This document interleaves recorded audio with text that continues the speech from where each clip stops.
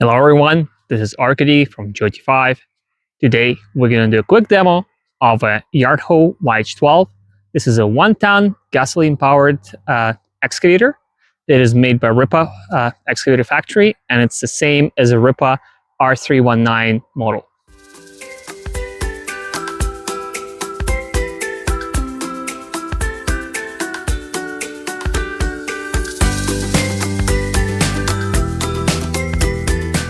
YH12 is the least expensive excavator model that's offered by JoyT5, but even with the basic machines, you still have an option to upgrade them. This machine specifically has a hydraulic thumb, U-boom, and side swing boom upgrades, which makes a lot of difference in our opinion. We also have a video where we compare a base model YH12 without the side swing boom and U-boom upgrade to a diesel professional JT5 5120P excavator, and there we go into more details of what the difference is between the regular boom and U-boom. First, let's start with the walk around the machine from the exterior, then take a look on the inside the operator's seat and the engine compartment, and in the end of the video we'll show you how the machine runs, how it drives, how it moves, and then we'll try to do multiple movements at the same time and see how it does. YH12 comes equipped standard with a 3/2 dig-in bucket, just like the one here.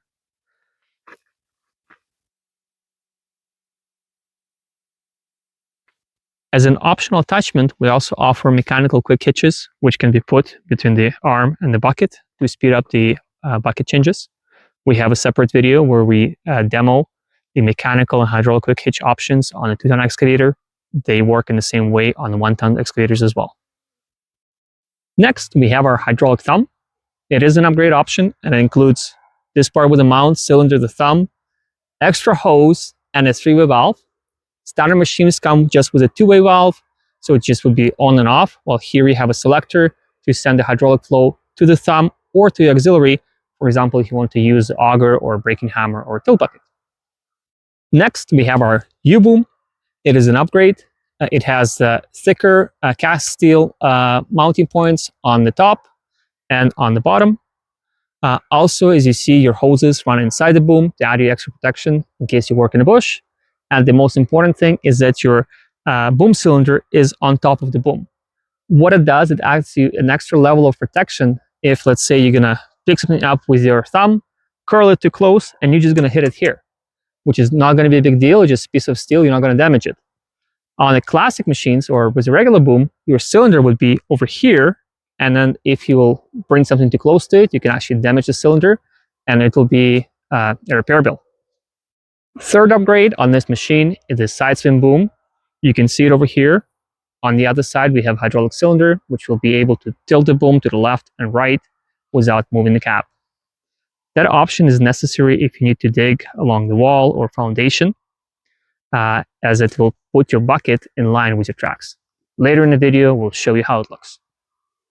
At the back, we have our engine cover. It does not open up. It's secured by 4 bolts, 2 on each side, over here and over there. You can take it out to get better access to the engine.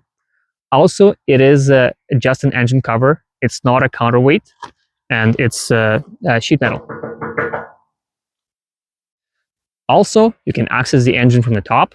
To do so, there's just 4 wing nuts, like 2 over here and 2 up front, that you can undo and then lift up the seat. And there will be an opening from the top to get your access to the engine. This machine has standard single-speed travel motors, which are reliable and expensive to repair in case you need to replace one.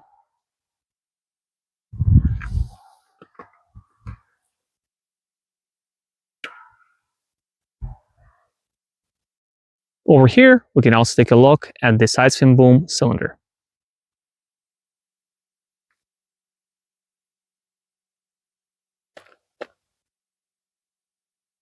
Here is a light if you're ever going to need to work at night. Over here, we can take a look at our blade. It is a simple blade without folding out flaps on the sides, because this machine is not equipped with expandable tracks.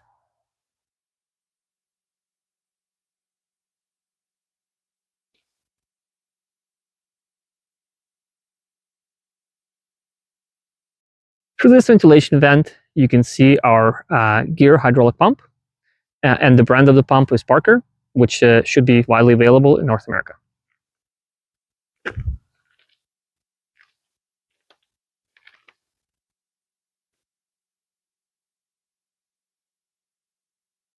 By lifting the floor plate over here, looking at access to our hydraulic tank, our swivel joint, our swing motor, and the hydraulic oil filter. All great access and easy to get to in case you need to do any work.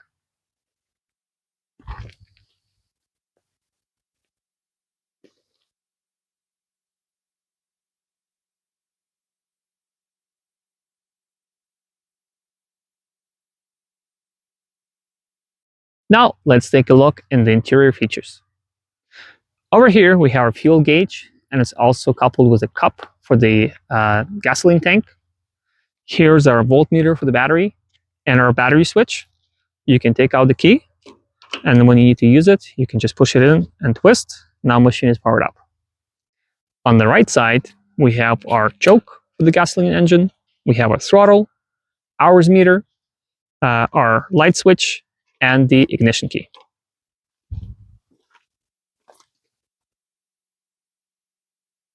In front of the machine, over here, we have a compartment that will give you access to the multi-valve. It's secured by key. You can turn the key and then flip it down.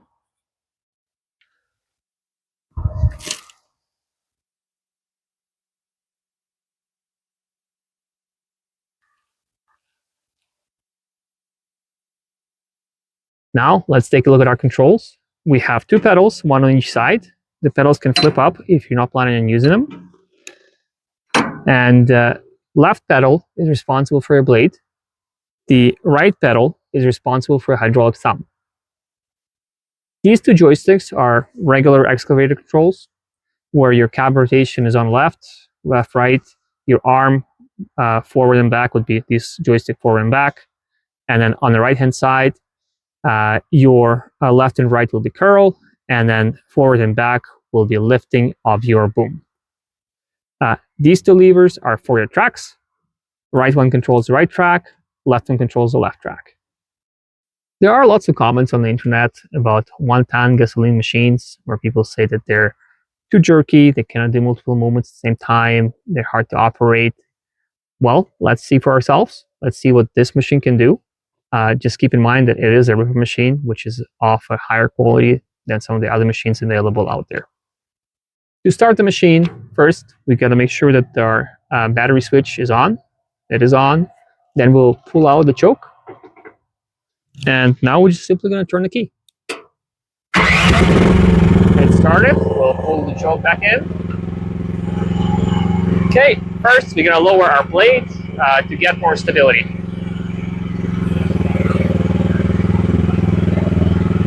You got to be careful with the blade, because if you're going to push too far, it will easily lift you, just like this. And this machine has plenty of power for its weight. Okay, that's good. Now we'll try our thumb. So it's the pedal on the right.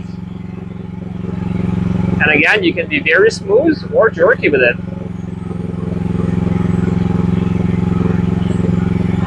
And you see the thumb matches nicely with the bucket.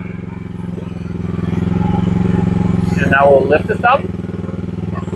Now let's try to move our boom, arm, and the bucket. As you see, I'm trying to do multiple movements at the same time. And I don't know what about you, but to me, it looks like it can be fairly smooth once you get a hang of it.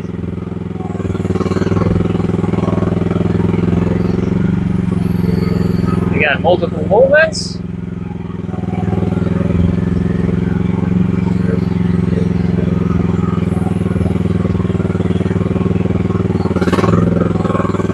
Again, I'm not a professional operator, so with some hours on this machine, I'm sure you can get fairly smooth with it if you wanted to. And not a lot of gasoline-powered machines will be as smooth as this one.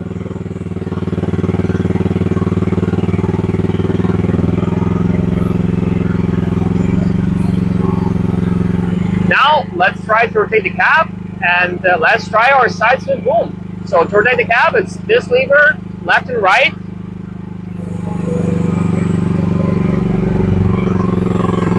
So again, no jerking. If you need it to be smooth, you can make it smooth. Just depends on their operator. We can do the same thing the other way.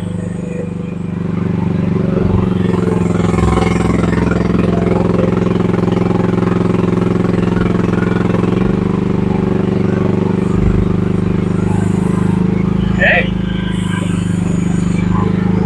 To operate the side spin boom, we will hold the button on the left lever and go left and right.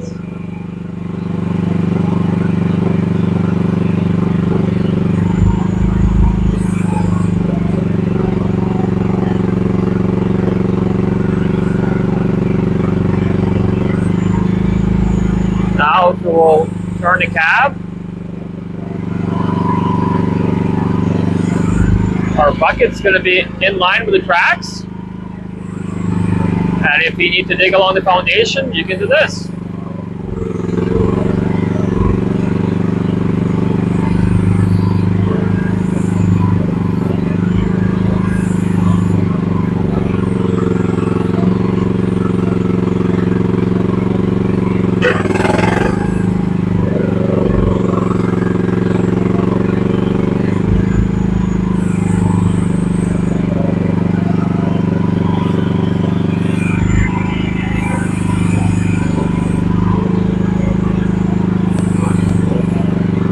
Straighten out the side spin boom.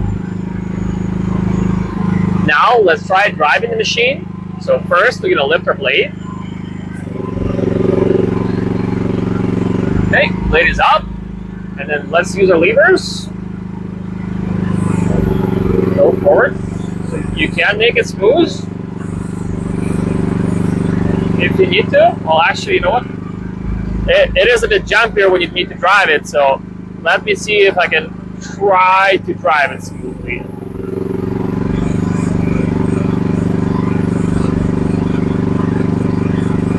Well, it's possible. It's not that easy without experience, but it is possible. But it's definitely wants you to just push the levers all the way in. Okay, now let's try to turn it.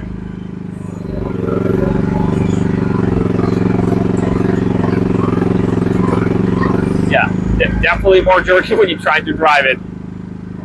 Take some practice.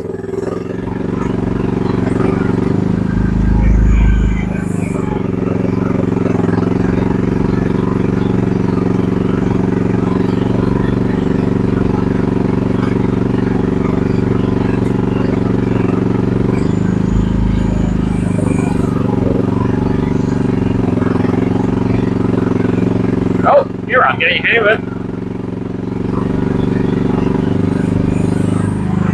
Now, let's try to do something this machine is not meant to do, and it's drive and do some movements at the same time with the cab or with the boom. It has no driving pedals, so that's definitely not what it was designed for. But what I will do is with one hand, I will pull both driving levers backwards, and then with the right hand, I will try to move the boom or the bucket.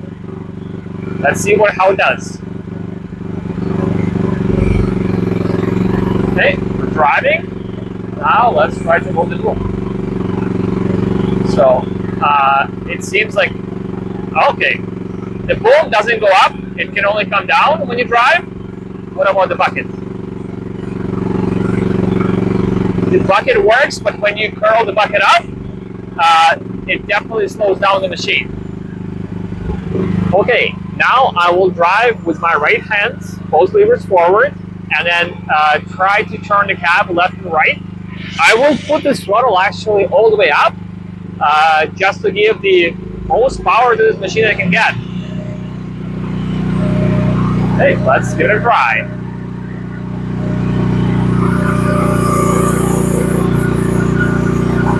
And now starting the cab rotation. Well, it's slowing down the machine, but it seems that we can drive it and turn the cab.